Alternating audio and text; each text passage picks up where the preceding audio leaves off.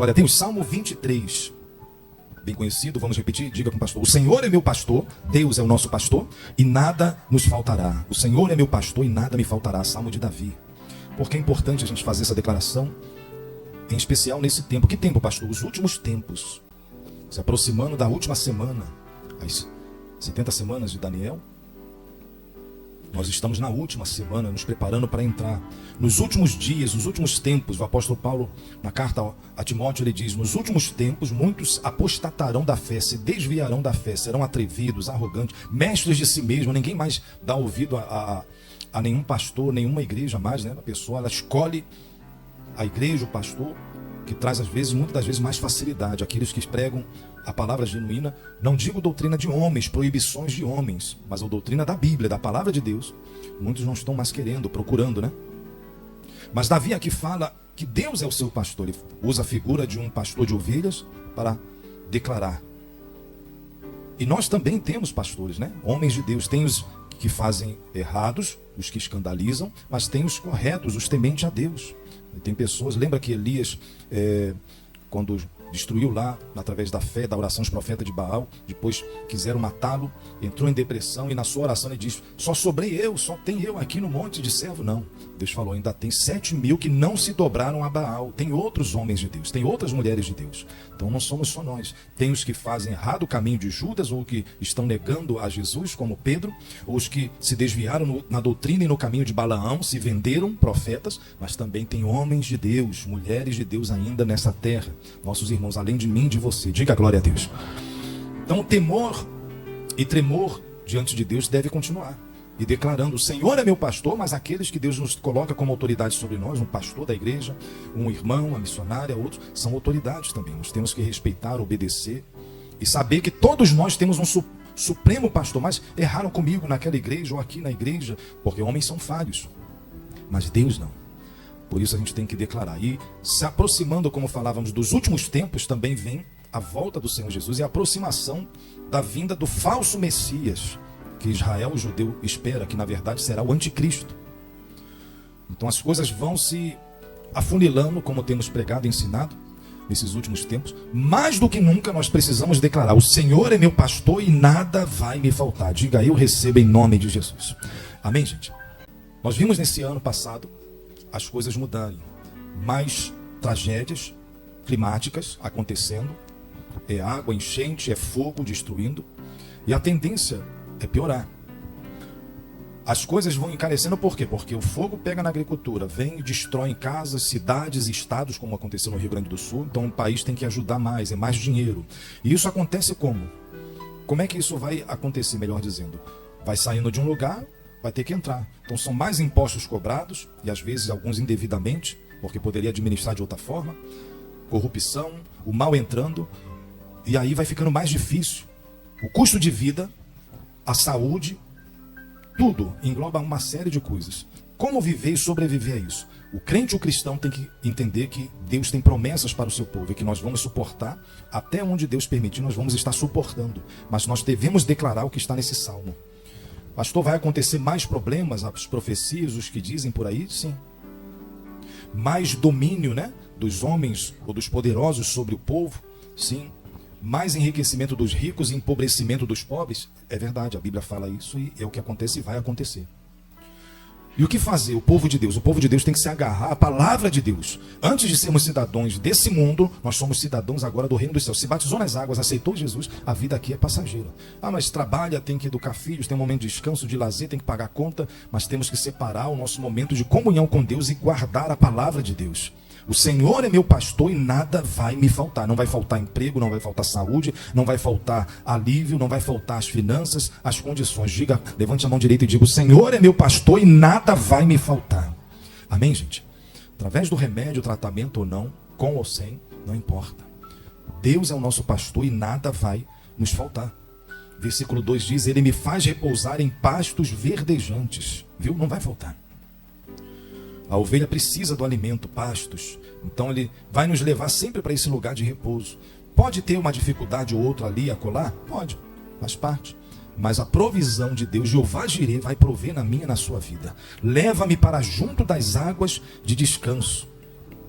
Então não vai adiantar nós ficarmos atormentados, ansiosos, com medo, não, vou fazer isso, vou fazer. É verdade o que a palavra do Senhor nos diz, foi até a mensagem aqui para 2025, tá, já está no canal da igreja aqui, que o prudente vê o mal e se esconde, mas o simples ele passa adiante e sofre a pena. Então a gente tem que se antecipar, tem que se preparar, tem que poupar mais, então poupa.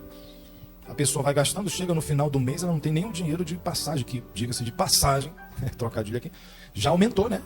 Passagem de ônibus. Então ela separa o dízimo da casa do tesouro, da casa de Deus, da obra de Deus, faz a sua oferta, mas administra na sua casa o que ela tem. E aí ela vai ser levada às águas de descanso, ou seja, ela não vai ficar ansiosa, inquieta, porque ela já projetou, já planejou, ela já poupou, ela já se antecipou ao mal. Porque o simples passa e não dá ouvido, né?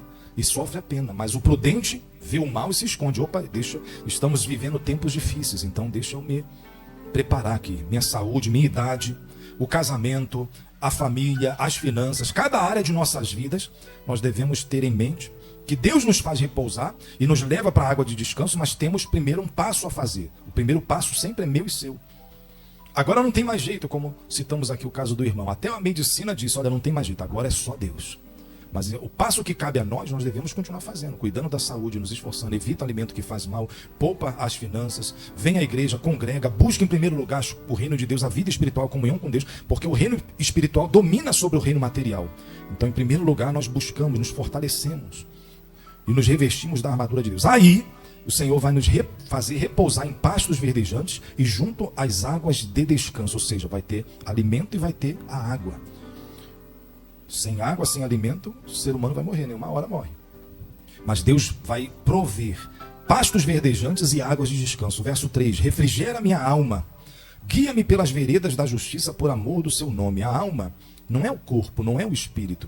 A alma se refere aos sentimentos, aquilo que nós sentimos. A depressão, ela vem aonde? Ela vem primeiro na alma da pessoa. A tristeza vem aonde? Vem na alma. A angústia vem na alma. Depois vai refletindo no corpo. A pessoa, não é assim? A gente se sente, o corpo já doer, tem pessoas que tomam remédio, não passam, porque a medicina já até descobriu, né? Chamam de doenças psicossomáticas, não é isso? Porque é na alma, mas Deus não, Ele promete e refrigera a nossa alma. E isso vai nos tornando mais saudáveis, mais abençoados no nosso corpo físico também. Diga glória a Deus. Então, nosso pastor supremo, Senhor Jesus, Ele refrigera a nossa alma. A palavra dele vai nos limpando, nos purificando. Então tem coisas que tem que ir no médico, mas tem coisas que até sem um médico Deus já vai tratando, porque você veio à igreja, ouviu a palavra, viu no canal, viu aqui na igreja, na congregação da igreja, na união da igreja, nos irmãos, as coisas vão acontecendo, Deus vai tratando, vai libertando, daqui a pouco você larga o remédio, não precisa mais. Eu deito e pego logo no sono, o Salmo, né? Acho que é 4, não é isso? Porque o Senhor é quem nos dá vida, o Senhor é quem nos abençoa. Diga aleluias. Guia-me pelas veredas da justiça, por amor do seu nome. A gente larga o caminho da injustiça, do pecado, dos erros, e passamos a nos autopoliciar. O que é isso?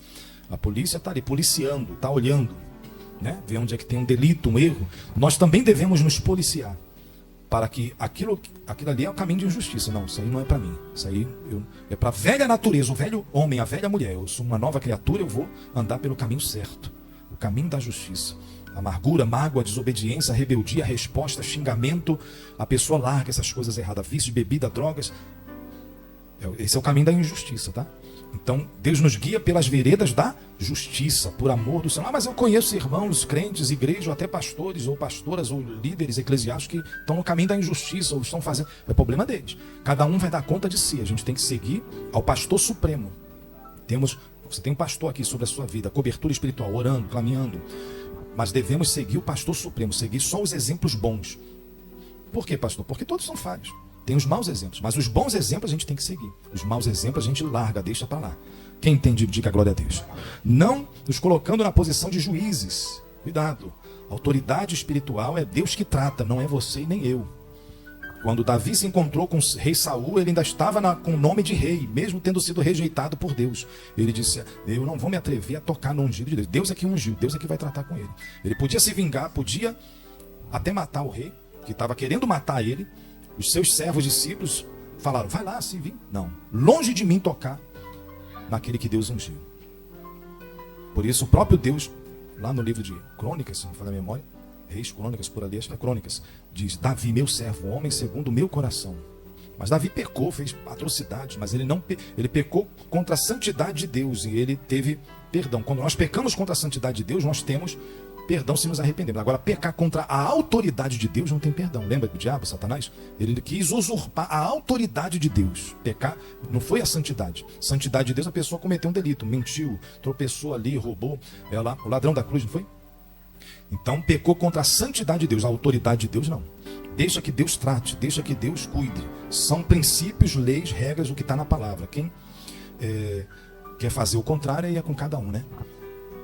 Mas o certo é esse, é o que a palavra ensina. Então, caminho da justiça por amor do seu nome. Verso 4, o próprio Davi aqui falando dele, ele diz: ainda que eu ande pelo vale da sombra da morte, não temerei mal nenhum, porque tu estás comigo. Digo, o Senhor está comigo. O que é o vale da sombra da morte? É a morte se aproximando. Às vezes é a morte no casamento, a morte nas finanças, a morte no ministério, a morte física. Como o exemplo que citamos do irmão, médico desenganou. É o vale da sombra da morte. Um parente nosso, seja quem for.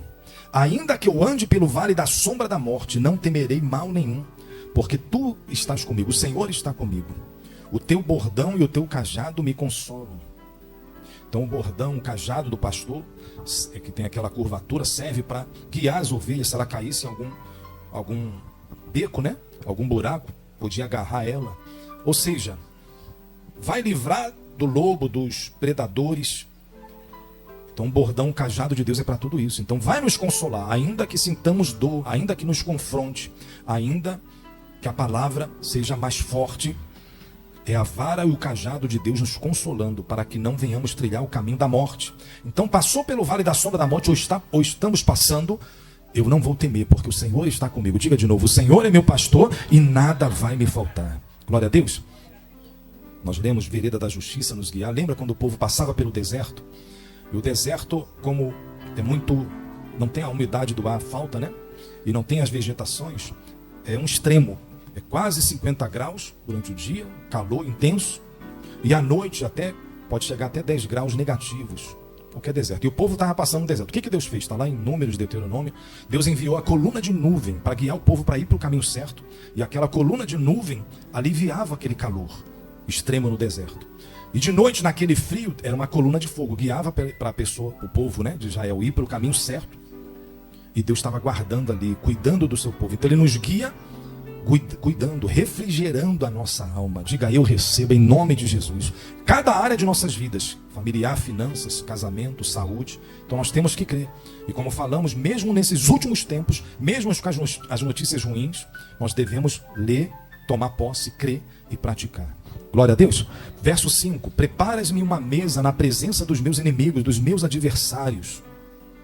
Veja que agora a figura do pastor de ovelhas, as ovelhas, agora é mudado, né? Agora muda para o povo. O que? Uma mesa farta, um banquete. Prepara-nos uma mesa na presença dos meus adversários. O que é isso, pastor? Meu inimigo, não desejemos o mal. Ou pelo contrário, Jesus disse, orai por aqueles que vos perseguem, amai os vossos inimigos. Não por Satanás, tá? Mas inimigos pessoas, né? Não pela enfermidade, o câncer. Não, isso aí nós rejeitamos, é nossos inimigos, né? Mas aqueles que desejaram e até rogam praga, desejam mal, não respeitam, não obedecem, pode até um dia ter estado no nosso meio e agora está fofocando, mentindo, caluniando ou desejando mal. Ou lá na família, na nossa casa, parentela, vizinhança também.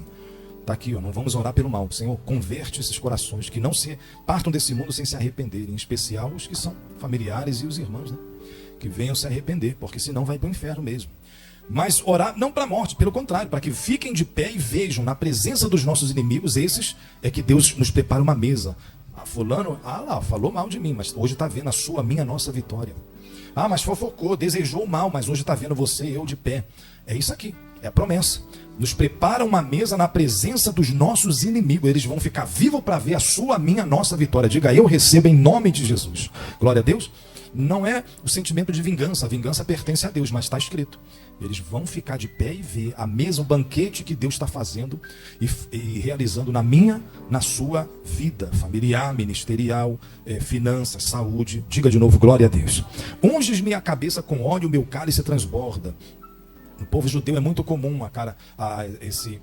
esse ato de ungir a cabeça. Às vezes vem um convidado, entra na casa, a gente recebe, seja bem-vindo, dá a mão, um aperto de mão, mas lá faz a unção, né? Pega igual nada aqui, faz a unção no alto da cabeça, unge na hora do enterro, pro enterro, unge o sacerdote, a unção sacerdotal. Então era muito comum. Então Davi usa essa representação dizendo que o próprio Deus vai ungir. Unges minha cabeça com óleo e haverá esse transbordamento de quê? De paz, de alegria, de bênçãos. Diga glória a Deus. E por último, verso 6, bondade e misericórdia certamente me seguirão todos os dias da minha vida. Então, enquanto estivermos vivos, nós declaramos também como Davi. O que, pastor? A bondade e a misericórdia. Deus é bom, repita, diga, Deus é bom. Maldade não, malignidade não. A bondade de Deus e a sua misericórdia certamente me seguirão todos os dias da minha vida e habitarei na casa do Senhor para todo sempre. Diga aleluias. A casa do Senhor aqui, casa de oração, por exemplo, nas igrejas, mas e na eternidade? A casa eterna de Deus. Vamos habitar para todo sempre. Enquanto não chega esse dia e até lá no porvir, a bondade e a misericórdia de Deus vai nos seguir, vai nos acompanhar. Diga obrigado, Senhor. Estamos de pé. Estamos vivos, estamos ainda projetando, orando para que o restante do ano seja de bênção e nos preparando por conta da bondade e misericórdia de Deus. Se não fosse a bondade e misericórdia de Deus, já teria falido, já teria havido divórcio, já teria estado com sequelas de uma doença, de um problema, já estaria desempregado. Se não fosse a bondade e misericórdia de Deus, não estaríamos entrando nem esse ano. Se não fosse a bondade e a misericórdia de Deus, não estaríamos aqui. Amém, gente? Então devemos agradecer, louvar, glorificar a Deus, reconhecer e obedecer. Ainda que não entendamos algumas coisas, nós devemos obedecer a palavra, aos princípios. Devemos nos colocar na posição de ovelhas e não de bodes. Porque o bode fica dando marrada, não quer obedecer, não quer seguir.